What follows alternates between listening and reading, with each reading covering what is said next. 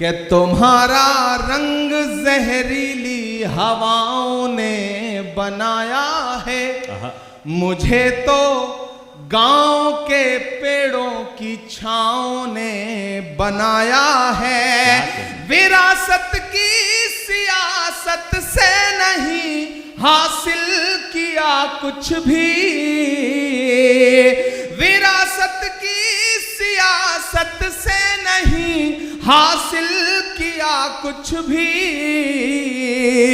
मैं जो कुछ हूँ मुझे माँ की दुआओं ने बनाया है।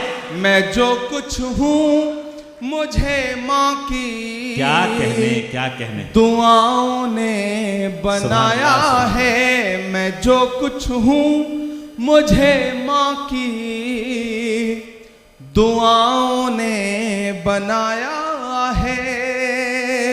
हमारे बंगाल के स्टेट चेयरमैन शमीम अख्तर साहब भी बैठे हैं। हमारे एआईसीसी के कई साथी यहाँ पे मौजूद हैं। धनबाद डिस्ट्रिक्ट कांग्रेस कमेटी के कई साथी मौजूद हैं। मैं धीरे धीरे अपने रंग तक आने की कोशिश करूंगा। किसी ने कहा है कि जब तक शेर अपनी कहानियां खुद लिखना नहीं सीखेंगे तब तक शिकारी अपनी कहानियों में खुद को महान बताते रहेंगे। मैं जिस तेवर के लिए जाना पहचाना जाता हूं उस तेवर तक आपको पहुंचाने की कोशिश करूंगा। मुझको जालिम का तरफदार नहीं लिख सकते, कम से कम वो मुझे लाचार नहीं लिख सकते। जहां हथेली पे लिए बोल रहा हूं जो सच, उसको इस देश के अखबार नहीं लिख सकते। उसको इस देश के अखबार नहीं लिख सकते। दिल्ली के हाकिम ने, दिल्ली में बैठे हुए हाकिम ने पिछले दिनों आप पर तंज करते हुए एक बात कही थी कि पंचर बनाते हैं। सुना था यह जुमला। मैं एक गजल के 2-3 शेर सुनाता हूं आपको।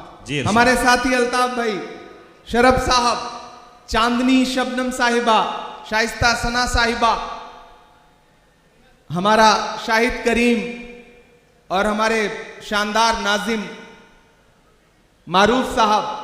आप मारूफ साहब की निजामत को अगर आंख बंद करके सुनिए तो आपको लगेगा कि आप रेडियो पर बिना का गीत माला सुन रहे हैं और अमीन सायानी साहब बोल रहे हैं। बिल्कुल वैसी ही आवाज है इनकी। मैं पढ़ता हूं, आपसे दुआएं मांगता हूं, सुनिएगा। ये किसने कह दिया तुमसे कि बस पंक्चर बनाते हैं।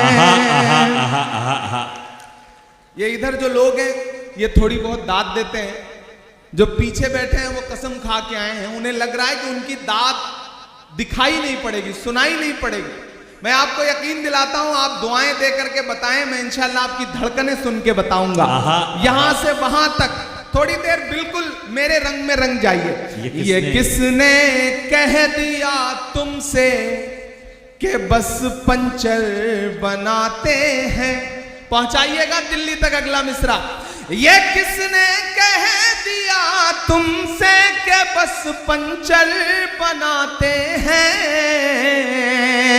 वतन पर हंस के जो कट जाएं ऐसे सर बनाते हैं। वतन पर हंस के जो कट जाएं ऐसे सर बनाते हैं। ये किसने कह दिया तुमसे कि बस पंचर बनाते हैं।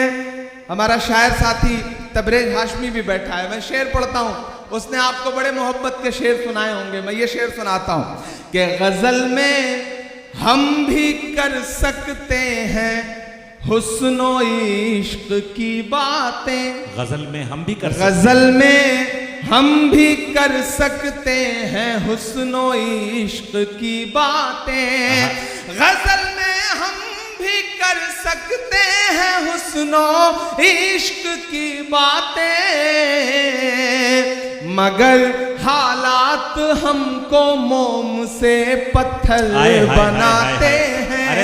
मगर हालात हमको मोम से पत्थर बनाते हैं। और एक शेर पढ़ता हूं कि उन्हें बुलडोजरों के बाजुओं पर नाज है लेकिन आहा उन्हें बुलडोजरों के बाजुओं पर नाज है लेकिन उन्हें बुलडोजरों के बाजुओं पर नाज है लेकिन हमारा फर्ज है हम बेघरों के घर बनाते हैं। हमारा फर्ज है हमारा हम है बेघरों के घर बनाते हैं। सुभान अल्लाह सुभान अल्लाह।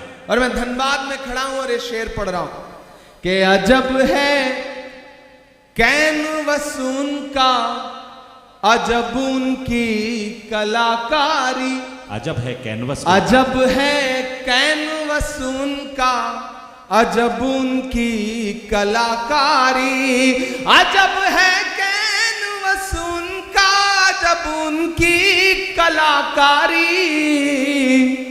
वो जो मंजर बनाते हैं लहू में तर बनाते हैं। वो जो मंजर बनाते हैं लहू में तर बनाते हैं।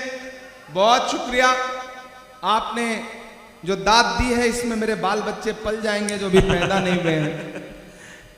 बीच बीच में जब भी कोई कैमरा सेट करने के लिए खड़ा होता है तो पीछे वालों को लगता है जैसे उनसे उनकी जिंदगी छीन ली गई है। आप 10 सेकंड 20 सेकंड सब्र कर लिया करिए, वो रील बदल करके, मतलब रील का तो जमाना नहीं रहा, चिप बदल करके बैठ जाएगा, तो थोड़ा उसे भी काम कर लेने दें। अभी चांदनी पड़ रही थी, उन्होंने ओट चोर गद्दी छोड़ के नारे लगाए। मैं तो उससे पिछले कई सालों से पूछ रहा हूं कि कहां सोया है चौकीदार। अब लगा कि मैं सही जगह खड़ा हूं, अभी तक मुझे लग रहा था मैं अपनी एनर्जी खराब कर रहा हूं। थोड़ा सा खुलिएगा इधर के भी साथी कि कहां सोया है चौकीदार, कहां सोया है चौकीदार। विजय माल्या नाक के नीचे से हो गया फरार। कहां सोया है चौकीदार, कहां सोया है चौकीदार। के चाय, कितने समझदार लोग, चाय का नाम आते ही समझ गए कि कहां बात हो रही है। ये धनबाद है, ऐसे ही नहीं फिल्मों में आपकी तारीफें की जाती हैं। आप समझदार लोग हैं, क्या आपको पता है कि कोयले से आग लगानी है, कोयले से किसी का मुंह काला करना है, ये दोनों हुनर आपको आता है। कहां सोया है चौकीदार। वो वाला माइक दे दीजिएगा, ये माइक ऐसा लग रहा है जैसे नरेंद्र मोदी जी ने भिजवाया है। वो वाला माइक ले आना। कहां सोया है चौकीदार, कहां सोया है चौकीदार। इस तरफ रखें, इसको रहने दीजिए, दोनों रहने दीजिए, दोनों से काम चलाने की कोशिश करता हूं। कि कहां सोया है चौकीदार, कहां सोया है चौकीदार। विजय माल्या नाक के नीचे से हो गया फरार। कहां सोया है चौकीदार, कहां सोया है चौकीदार। के चाय, धनबाद वालों, शायरी सुनाऊं न सुनाऊं, लेकिन एक बात आपको समझाने के लिए कह रहा हूं कि किसी भी ढाबे पर खाना खाने जाओ, चाय पीने जाओ, अगर वहां कोई बच्चा चाय लेके आए तो सबसे पहले चाय वाय छोड़ करके उस बच्चे को अपने साथ लेके जाओ, किसी अच्छे स्कूल में दाखिला कराओ। क्या ताकि वो आगे चल करके मुल्क का मुस्तकबिल ना खराब कर सके। कहां सोया है चौकीदार, कहां सोया है चौकीदार। विजय माल्या नाक के नीचे से हो गया फरार।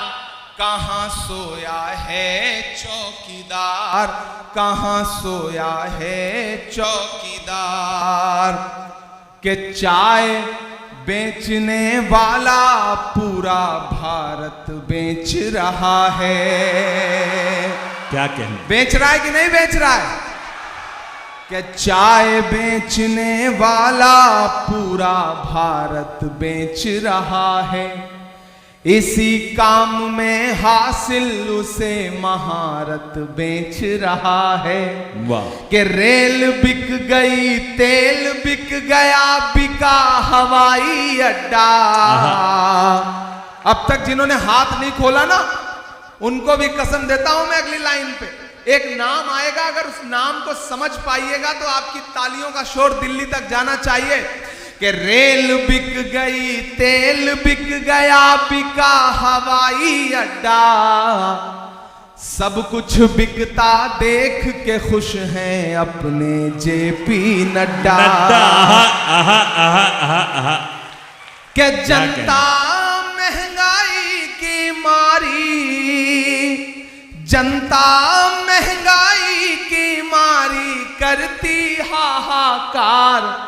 कहां सोया है चौकीदार, क्या कहने, कहां सोया है जिंदाबाद, चौकीदार। विजय माल्या नाक के नीचे से हो गया फरार।